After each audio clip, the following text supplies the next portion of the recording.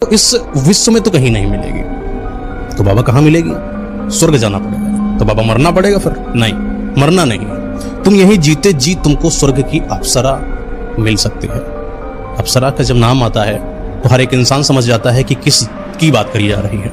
3 अप्सराएं, रंभा, उर्वशी, मेनका, ये वो अप्सराएं हैं, ये समझ लीजिए कि जितनी खूबसूरत आपने लड़की कहीं देखी है उसकी 1000 गुना खूबसूरती इनके अंदर है। स्वर्ग में रहती है इंद्र जी के साथ, और ये 3 वो मेनका, रंभा, ये उर्वशी, ये वो अप्सराएं हैं जो किसी को भी पागल कर दें। कितना भी सटी इंसान हो, कितना भी सन्यासी इंसान हो, उसकी इंद्रियों को हिला सकती हैं खूबसूरती के मामले में, काम वासना के मामले में। ये वो अप्सराएं हैं जिन्होंने विश्वामित्र तक की तपस्या को भंग कर दिया था। ये वो अप्सराएं हैं जो राजा थे उनके यहाँ पर आने के लिए, मतलब कि राजा को भी पसंद थी एक अप्सरा, उनको सिद्ध किया था यहीं पर अपने इंडिया में ही, पता नहीं कहीं के राजा थे, तो उनके यहाँ आई थी, वहीं पर रहती थी। बहुत खूबसूरत अप्सरा थी, जिनके पास ये जो जाती हैं सब कुछ उनका सॉल्व हो जाता है। समझ लीजिए जब कोई इन अप्सराओं को पाता है तो अपने अंदर की जो एक इच्छा होती है जो दूसरे जेंडर के प्रति कि मुझे ऐसा सब चाहिए, सबकी ये पूर्ति करती है। इसके अंदर सारी क्वालिटीज होती हैं। सारी क्वालिटीज होती हैं। तो बाबा ने इनको बताया कि अप्सराएं ऐसी होती हैं। ये बड़ा खुश हुआ है, क्या बात है, अब तो लड़की तो मिलेगी, वो भी अच्छी वाली मिलेगी। लेकिन इसको पाना इतना आसान नहीं है, बाबा कह रहे हैं। तो पाएंगे कैसे बाबा? इसके लिए आपको अप्सरा सिद्धि करना पड़ेगा। आपने सिद्धियां सुना? कर्ण पिशाचिनी सिद्धि सुना? अप्सरा सिद्धि सुना?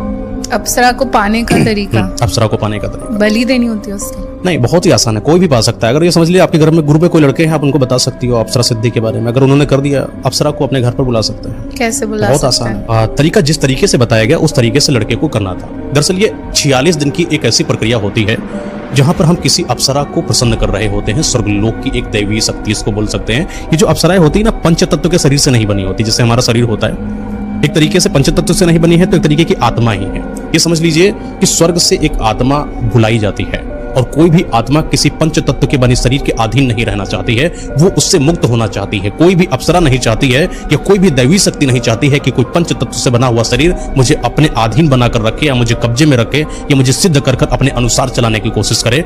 ये ऐसा आत्मा का नियम होता है। लेकिन कोई एक ऐसा इंसान जो हठी है, जिसको चाहिए कुछ ऐसी शक्तियां जो थोड़ी अलग है, जो इंसानों से अलग है, वो उसको सिद्ध कर सकता है। लेकिन सिद्ध करता है उसके बर्बादी के भी कारण बनते हैं, बहुत कुछ होता है।